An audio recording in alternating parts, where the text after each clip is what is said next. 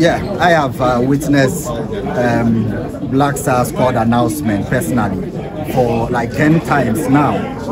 So this is not the best of squads that you can assemble. But we also have to understand that this is what we have at this moment. The coach has to improvise, and he's done exactly that.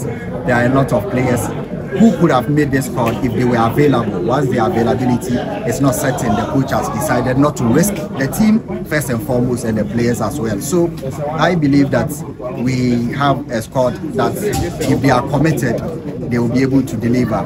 From what I have experienced and observed from the African Cup of Nations, it is not always about having your top players.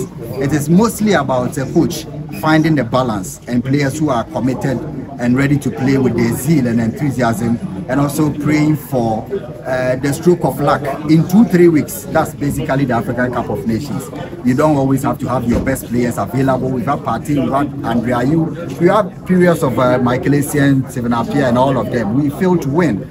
So I've seen Zambia, I've seen Cameroon under Hugo Bruce, I've seen Egypt, I've seen so many teams come to the AFCON and perform when lots of the players in the team. I've seen Nigeria under Stephen Keshi in 2013. So I mean, the records are there that you can always have a good team and not perform. You can have a team that is so underrated, you go to the tournament and you creditably exit on a very good note. So this is what I pray for Chris Hilton, who I think has very little knowledge of the African game and also at the AFCON, but that's also an advantage for him to learn as fast as he can. We don't have the best of players at the moment, but for Kudu.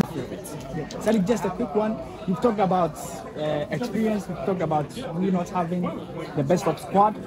In your realistic expectations, where do we get to when you say that, no, this one, the team has come?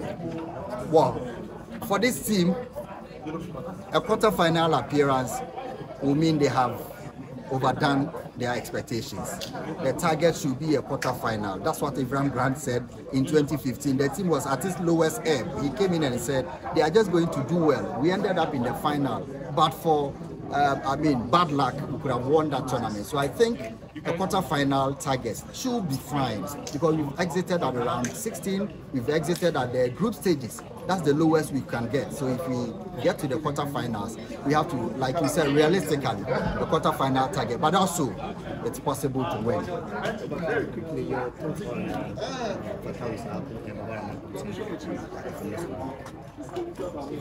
To me, Baba Rahman is one of the players who has really suffered in quotes in the Blackstars. I saw him at the African Cup in 2015 when he was young. He came in and got injured for 6 months and so. I think he's not being treated fairly, not by the technical team, but we the fans as well. But also has to understand that as a player, people will not judge you by what you've done in the past or sacrifices you make, but by your current performances. He has decided to pull out, and that is to his advantage, also to the advantage of people around him. I'm sure that he's gone through a thought process that says this is the best decision. Fatawu Ishaku is 19 years, for God's sake. He's played at the World Cup already, won the African Under-20 Championship, played at the African Cup of Nations already. He's trying to find his feet. The first time in like 2 years that he's getting league games in Europe. For any player in his camp, this is the best decision he can take. He needs to play 7 more games for Leicester to be able to meet the threshold or landmark of matches that they can retain the services. It's better for him. We have players in his position that we can use. There's still more time for Fatawu Ishaku. 19 years, he has like 10 or 15 years to future for the Blackstars. Let's allow him to develop there like we allowed Afunajan at a point. I don't think it's a bad decision for the player and even for the Blackstars. So the maturity brings into the dressing room. When things are going very slow for the national team, south for the national team, you need the experienced players to calm things down. And I expected him to be in the squad, but the coach knows best. Coach I'm sure has spoken to the medical team of Arsenal and him, and things that it's a calculated risk for not taking him, based on our history as well. If you go back to 2008, where we took Shule Aliasu and expected him to recover in time to play for us, it never happened. The last AFCON, we waited for Kudus, he never showed up. Wakasu never recovered in time to play for us. So maybe it's a good a decision from the technical team. The end will always justify the means, but I expected him to be there. He's not there. Let's hope that the players who have been given the call-up can represent the shirts and win us our first AFCON in 42 years. I do not think that we have the quality in them to win it, But this is football. Anything can happen. Zambia won it without getting the favorite tag. Nigeria won it without getting the favorite tag. So maybe, just maybe, Ghana can win it. But for me, my expectations are very measured going into this AFCON. But let's see. It's anyone's game. Your expectations are really measured. But where do you think we can make it to? I want us to get to the out of the group first. Don't forget, the last 2 AFCONs have been very poor for Ghana. Last AFCON, for instance, we recorded our worst history in the history of the AFCON. We did not win a single game. So going to the next AFCON, I expected us to get out of the group and take a game after game. Looking at our performance lately, do you think we should rise to the occasion, score more goals, and concede less because Ghanaians want entertaining football? Well, there are ways in playing in tournaments like the AFCON. It's not really about goals. It's not really about playing beautiful football. It's about wins. And looking at our last 10 games, we've struggled to score goals. So I would be measured in terms of expecting a lot more goals from us at the AFCON. But I also expect a very tight defense. If you follow Chris right from his days in the Premier League, you know that he's a very solid when it comes to defensive setup. So I expect a lot more defensive approach to games. 1 goal, 2 goal, tight wins for us at the AFCON, based on our own history and our inability to score goals in games. Inaki has not scored a lot of goals, scored only 1 as a matter of fact. So I don't expect a lot more goals from us, but I expect very tight defense from Chris Hilton and the guys. Slim wins. Hopefully we get more wins at the AFCON. All right, thank you. Quad, well, he'll be missed, but I expect other players like Majida Shimeru to rise to the occasion. And my big issue will have to be who will be in the post for the Blackstars. Brenya Saddick is there, Jojo Olakot is there, and Richard Ofori. They've all done very well, but I hope the best gets to run the post for the Blackstars. And for Coach Kishitin, seeing what Mohamed Kudus has been able to do with the West Ham, we hope that he can make good use of Mohamed Kudus this time at the AFCON. And if we get to beat Egypt and possibly make it out of the group stage, to be a good performance. I'm going to ask you, is there a player in the squad that you saw and said, who is this? And is there a player that is not in the squad that you're like, oh, this guy should have players that I'm surprised that they are, maybe I would have to check again, but I wish Fatai Sako was there. I wish Yao Yeboah, he had a great season with Columbus Crew in the MLS. I wish he was there. And I don't know whether Coach Kishitin was pressured to include Richmond Lamte, but I think that he also deserves the call-up. And I don't expect him to be a bench warmer in the team. And who again? Edmond Ado. Nobody's talking about Edmond Ado. This time he's not there. And well, yeah, these are my surprises. Your prediction, where do you think Ghana will get to? Semi-final will be a great. Charlie, do you think that the inclusion of Richmond Lamte is been or will be at the peril of Kotoko, because literally it's not going to be a starter for the Blackstars, and if it's not going and then Kotoko is not having a service, do you think it's going to be a disadvantage of Kotoko? So this shouldn't have been a decision that they should take or something. Yeah, I've not even thought about it, but Master Asante Kotoko is going to miss Richmond Lamte very, very well. And as I'm saying, I don't want him to become a bench warmer in the Blackstars. He deserves to play some games as a substitute and all.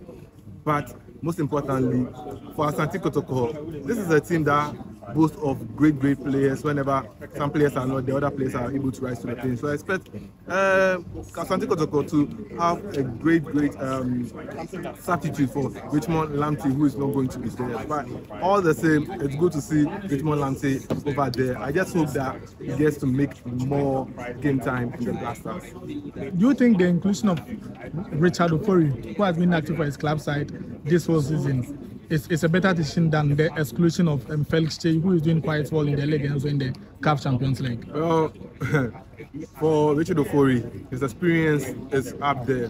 Richard Ofori has been there with the likes of this goalkeeper, I've forgotten his name, Adam Larson Kwarase. He has been there for a long time. It's just that when we were going to the World Cup, he got injured and all. But I think that he deserves to be there. The coach has always been saying something. He wants to keep the balance. So I don't think he would include a player who hasn't been in his team for a while in that squad. So I think he decided to choose Richie Before over Felicity because of the experience, and two, he always says he wants to keep the balance. That's why I think for the likes of my good friend Yao Yeboah is not there because he hasn't been part of the Blackstars for a long time. And then last one, do you think we had 3 local players involved or included in the squad? Do you think it's just something that had to be done, or they really deserve the call up into the final men's squad?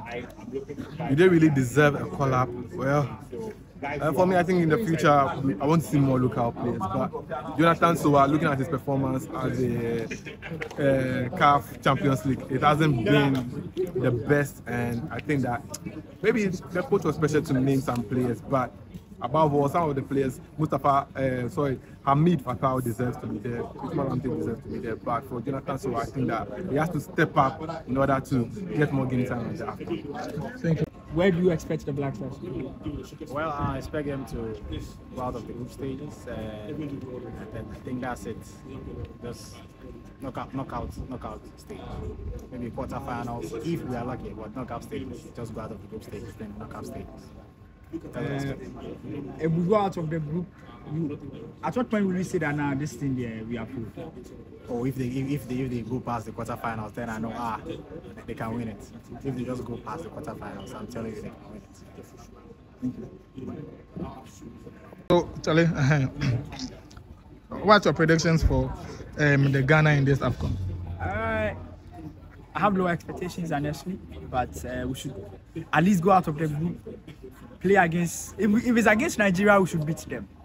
So when we go out of the group and we meet Nigeria, we have to beat them. If we lose against Nigeria, we failed in my expectations. But if it's Ivory Coast and Ivory Coast beats us, that's fine. But out of the group, we should be able to qualify. Okay. So which player did you expect to be in the squad but missed the squad? I don't think there's any player. I think I was expecting to see Ishaku, but if Ishaku is not there, I think I would understand maybe the reason why he's not there. Maybe it's not because he's not performing well. Perhaps it's because he has told the coaches to take him out. Looking at the rumors has been going out, he's young. He has a lot of African Cup of Nations to play, honestly. That's the only player that is important. I'm not somebody who likes to question coaches because he's the one going for the war. If he chooses to go with knife in a war fight, it seems that he's good. You get what I mean? Yeah. I'm not the one to choose weapon for someone who's going for war. If he goes and he fails, then I want able to tell him my mind. But now he has taken his squad.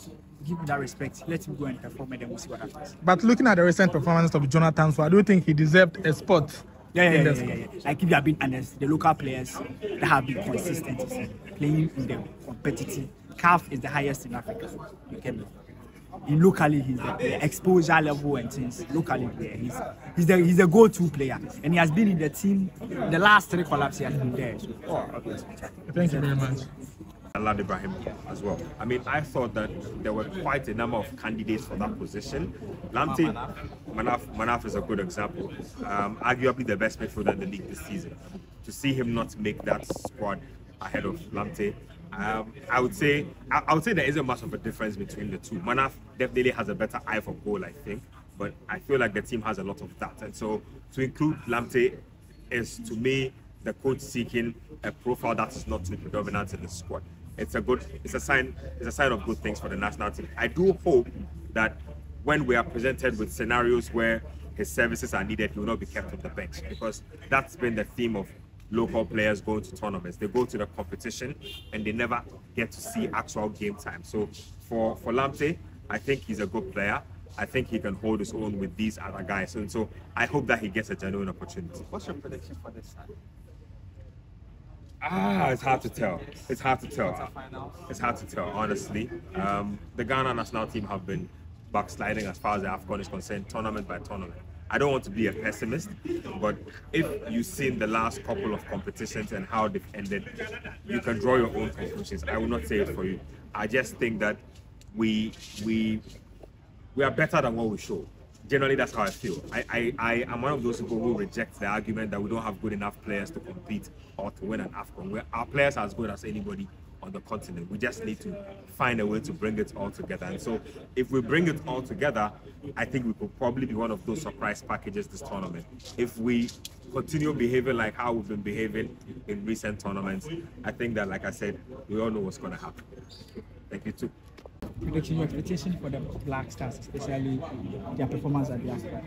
Well, if you are to ask of my expectation, I'm actually expecting less from the Blackstars because looking at the last two AFCON edition, we've not been performing very well. So, and this team, as Saddick Adams asked, a coach who's going to the tournament for the very first time, and things pertaining or things going around. Thomas Partey has not been included. We have Mohamed Kudus. He said he has a slight injury, but we're able to fit into this. I don't think we are going to get up there because we checked in the group A, even if we are to qualify, we would some will meet either the host nation, Ivory Coast or Nigeria, which is going to be a very tough game for us. So I think qualifying out of the group stages, as my expectation, is enough for me. So you expect us to just qualify out? Yeah, we should just qualify, and then the German from Ivory Coast will come to Accra.